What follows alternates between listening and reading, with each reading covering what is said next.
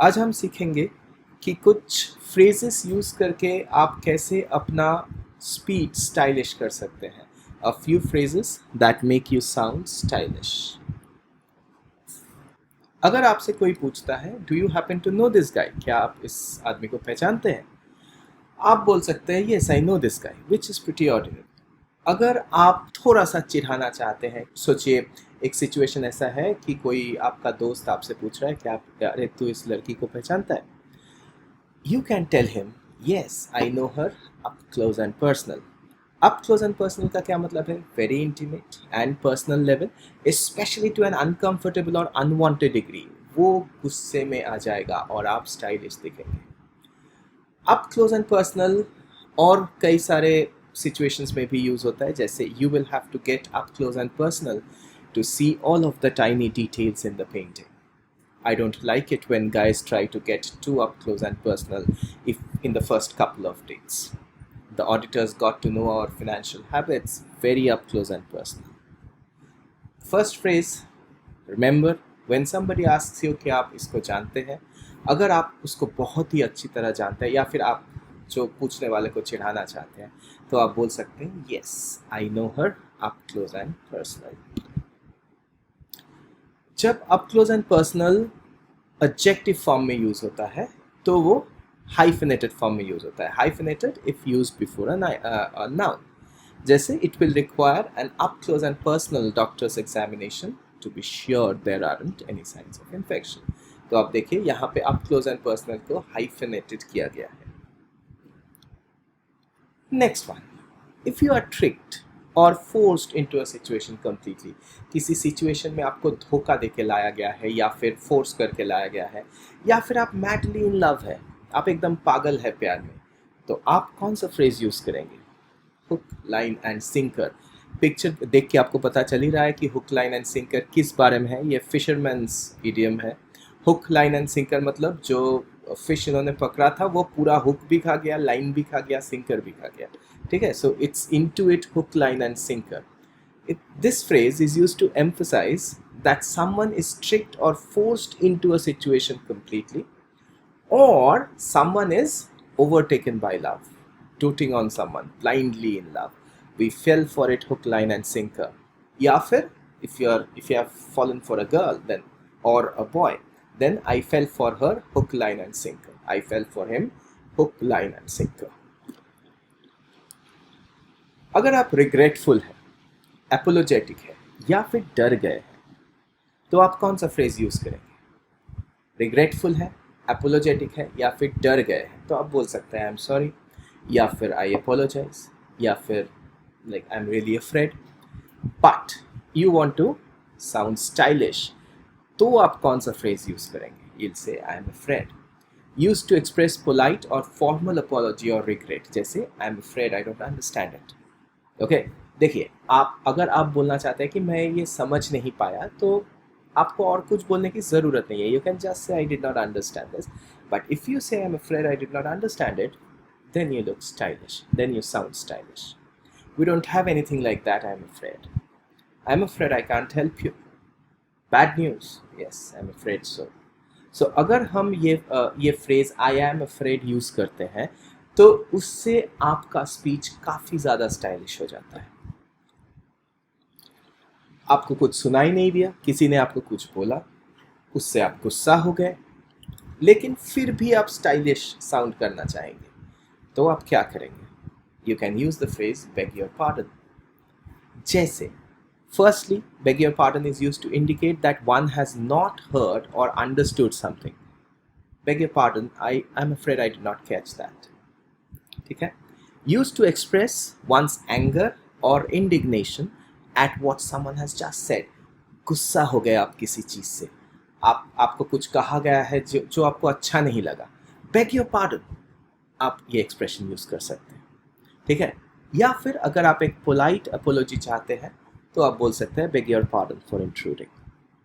ठीक है. beg your pardon is a very very stylish phrase. जब आप किसी चीज़ पे विश्वास नहीं करते, कोई आपको कुछ बोल रहा है and you don't believe it और आपको पता है वो सच नहीं बोल रहा है, लेकिन आप ब्लंट साउंड नहीं करना चाहते, मतलब आप ये नहीं चाहते कि आप उसको डायरेक्टली उसके फेस पे बोल दे कि आई डोंट बिलीव यू, या फिर तू झूठ बोल रहा है. You don't want to sound blunt, so what can you use? We can use an adynaton. Adynaton is a figure of speech so hyperbolic. Hyperbolic का क्या मतलब है? इतना ज़्यादा उसको exaggerate किया गया है that it describes an impossibility. मतलब ऐसा कभी हो ही नहीं सकता, एक ऐसा figure of speech. हमारा adynaton यहाँ पे है when pigs fly. When pigs fly is used to say that one thinks that something will never happen. For example, the train station will be renovated when pigs fly. मतलब pigs कभी fly नहीं करेंगे और train station कभी renovate हो भी नहीं सकता. So कोई आपको कुछ बोलता है कि देखो भाई इंडिया से करप्शन चला जाएगा, आप immediately बोल सकते हैं yes when pigs fly.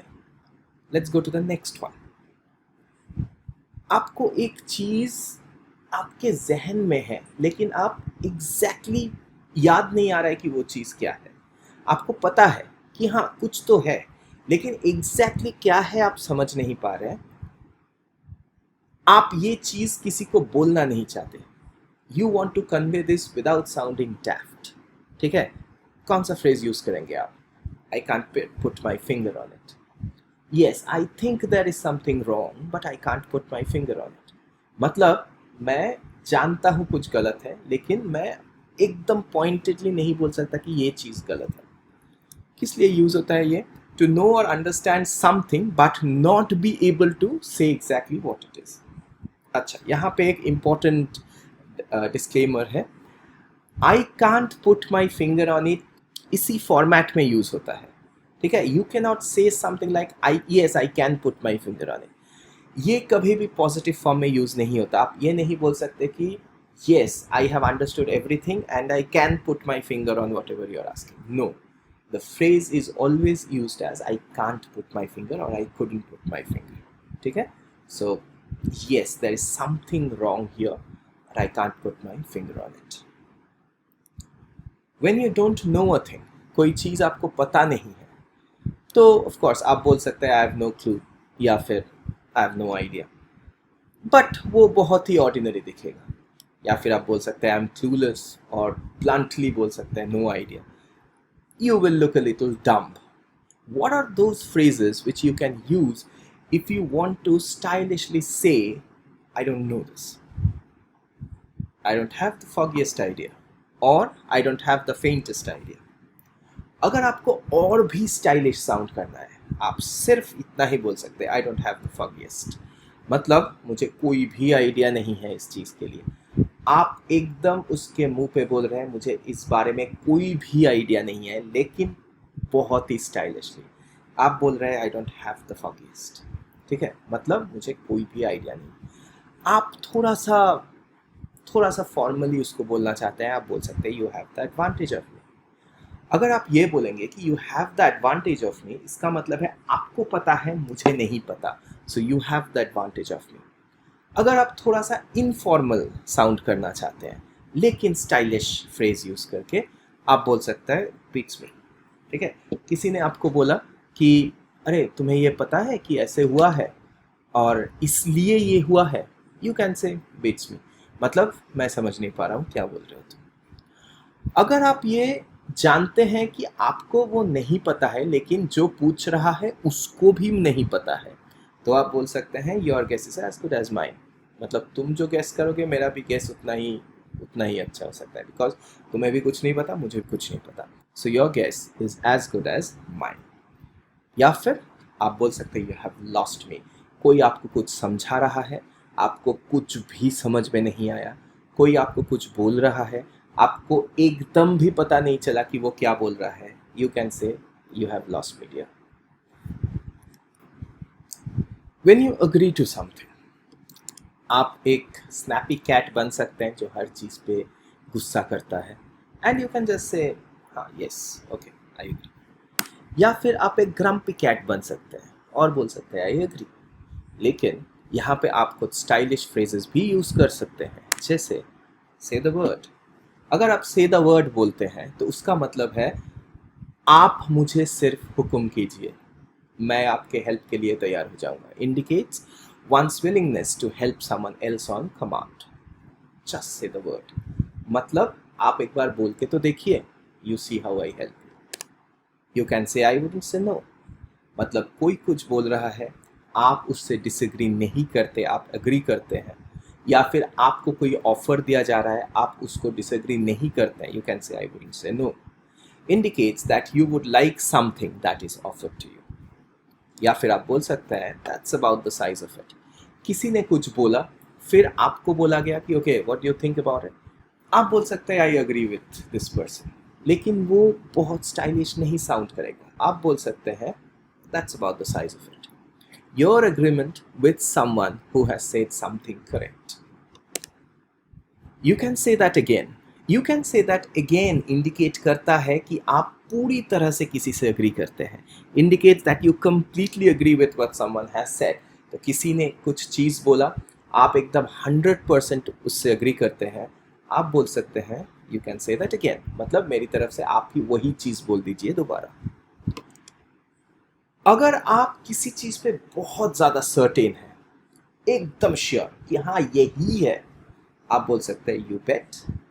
You bet मतलब you bet with me and you will lose, आप मुझसे बेट कीजिए और हारिए, I am sure this is the case. अगर आप किसी चीज़ पे श्योर है तो आप बोल सकते हैं यू बेट। अगर आप सरकास्टिकली किसी चीज़ से एग्री करना चाहते हैं, सोचिए किसी ने आउट ऑफ द ब्लू आपको बोला हाँ कोरोना वायरस बहुत ही खतरनाक डिजीज़ है, nobody said it wasn't।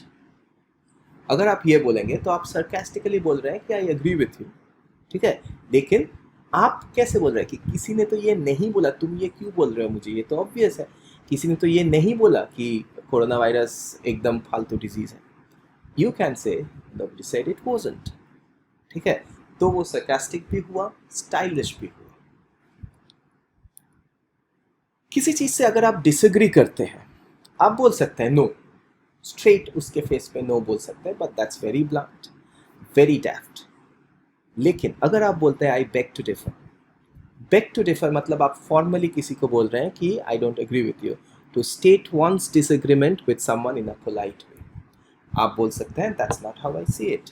आप स्ट्रेट कट उससे डिसएग्री नहीं करना चाहते, आप बोलना चाहते देखिए आपका एक ओपिनियन है, मेरा भी एक ओपिनियन है, तो आप जिस तरह से इस चीज़ को देख रहे हैं I don't agree with that, तो आप बोल सकते हैं that's not how I see it. और फिर आप दोनों ने ये डिसाइड कर लिया कि हाँ ठीक है हम दोनों के व्यूज़ अलग है इस बारे में, तो आप बोल सकते हैं वी एग्री टू डिफर, मतलब हमने ये मान लिया कि हम दोनों अलग अलग व्यू रखते हैं इस बारे में। To mutually accept that they simply do not and will not share the same views on a particular issue, we have agreed to differ. जब आप थैंकफुल हैं, किसी को थैंक करना चाहते हैं, ऑब्वियसली आप थैंक यू तो बोल ही सकते हैं, लेकिन उसके अलावा भी आप बहुत सारे फ्रेजेस यूज़ कर सकते हैं। आप बोल सकते हैं अप्रिशिएट इट। अप्रिशिएट इट का मतलब है कि I understand the full worth of what you are saying और the help that you have provided, so you can say I appreciate it my friend. आप बोल सकते हैं रियली ग्रेटफुल। रियली ग्रेटफुल का मतलब है कि मैं ये जो आपने मुझे हेल्प किया मैं ग्रेटफुल हूँ। So really helpful, feeling or showing an appreciation for something done or received. You can say instead of thank you, you can say really appreciate it or really grateful. अगर आप सच में ये मानते हैं कि उसने एक काइंड एक्ट किया है या फिर उसने ऐसा कुछ किया है जो जेनरली कोई करता नहीं है, आप बोल सकते हैं that's very kind of you. This expresses heartfelt gratitude for some help. That's very kind of you. और अगर आप ये बोलना चाहते हैं कि देखो भाई तुमने मुझे एक फेवर किया, मैं भी तुम्हें एक फेवर करूँगा, लेकिन जब तुम्हें ज़रूरत होगा तब आप बोल सकते हैं आई ओ यू वन। क्या मतलब है इसका? दिस मीन्स यू वॉन्ट और need to do a favour for the other person in the future because he has helped you now और done a favour for you now. उसने आज आपको हेल्प किया है, फ्यूचर में अगर उसको ज़रूरत पड़ा तो आप हेल्प करेंगे। Instead of thank you, you might say, I owe you one. जब आप tired हैं, बिल्कुल exhausted, tired, of course आप बोल सकते हैं I'm exhausted, I am tired, ये सब तो common phrases है। आप बोल सकते हैं I am dead tired। इसका क्या मतलब है? I am dead tired का मतलब है मैं एकदम अभी सो जाऊंगा, इतना tired हूँ और मैं चल ही नहीं सकता, dead जैसे tired हूँ। आप बोल सकते हैं he is gonna hit the sack, कोई बहुत ज़्यादा टायर्ड है, आप बोल सकते हैं he is gonna hit the sack. Hit the sack मतलब वो अभी जाके बिस्तर पे गिरेगा। आप ये भी बोल सकते हैं कि ही इज़ वेरी टायर्ड, लेकिन अगर आप ये बोलेंगे he is gonna hit the sack, इसका मतलब है आप स्टाइलिशली बोल रहे हैं वो एग्जॉस्टेड है बहुत ज़्यादा। आप बोल सकते हैं यू लुक ऑल इन, कोई आपको टायर्ड दिख सकता है तो आप उसको बोल सकते हैं यू लुक टायर्ड, लेकिन ये तो ऑर्डिनरी फ्रेज है। आप बोल सकते हैं यू लुक ऑल इन, मतलब तुम बहुत ही ज़्यादा एग्जॉस्टेड लग रही हो। You look all in, all in का मतलब है एग्जॉस्टेड। आप बोल सकते हैं I can hardly keep my eyes open. देखिए I can hardly keep my eyes open, उसको ये सीधा सीधा बता देगा कि मुझे एक बिस्तर दो, मुझे सोना है। आप ये भी बोल सकते हैं आई एम वेरी टायर्ड, लेकिन आई can hardly keep my eyes open is much more stylish. आप बोल सकते हैं आई एम बीट, बीट का मतलब है tired. Instead of saying I am tired you can say I am beat. When someone asks you how are you, okay, जब कोई आपको पूछता है आप कैसे हैं, आप बोल सकते हैं आई एम फाइन, या मैं ठीक हूँ, या फिर आई एम ओके। लेकिन आप कुछ स्टाइलिश फ्रेजेस भी यूज़ कर सकते हैं, जैसे if you are doing great आप बोल सकते हैं प्रिटी गुड, या फिर ओवर द मून, बहुत खुश है आप अपने लाइफ से बहुत खुश है। somebody asks you how have you been, over the moon मतलब मैं बहुत खुश हूँ। या फिर अगर आप अमेरिकन साउंड करना चाहते हैं तो आप बोल सकते हैं लाइक अ मिलियन बक्स, मतलब इतना ज़्यादा खुश हो जितना मिलियन बक्स मिलने से मुझे मिलेगा। अगर आप ओकेश है, बहुत अच्छे भी नहीं बहुत बुरे भी नहीं, आप बोल सकते हैं all right mate. How are you, all right mate. आप बोल सकते हैं आई कांट कंप्लेन, मतलब ठीक ही हूँ मैं, किसी चीज़ को कंप्लेन नहीं कर सकता। और या फिर आप बोल सकते हैं same as always, okay. How are you friend, same as always, मतलब जैसा था वैसा ही, नाइदर बेटर नॉर वर्स। अगर आप गॉड फॉरबिड उतने अच्छे नहीं हैं, if things haven't been great, आप बोल सकते हैं can't say I am in the pink of health. Pink of health मतलब हेल्थ, जब हेल्थ सबसे अच्छा होता है तब आपका स्किन पिंक होता है, तो इसलिए पिंक ऑफ हेल्थ का मतलब है सबसे अच्छा हेल्थ। अगर कोई ऐसा है जिसका तबीयत रिसेंटली ठीक नहीं चल रहा है तो वो बोल सकता है can't say I am in the pink of health. आप बोल सकते हैं can't say I am great, ठीक है। या फिर आप बोल सकते हैं could be better. How are you friend, could be better, मतलब जो है उससे बेटर हो सकता है। तो इसी के साथ हम लोग ये सेशन एंड करेंगे। We will come out with many more such sessions जहाँ पे हम बहुत सारे idioms, बहुत सारे स्टाइलिश फ्रेजेस सीखेंगे। But as of now take care of yourself and good bye.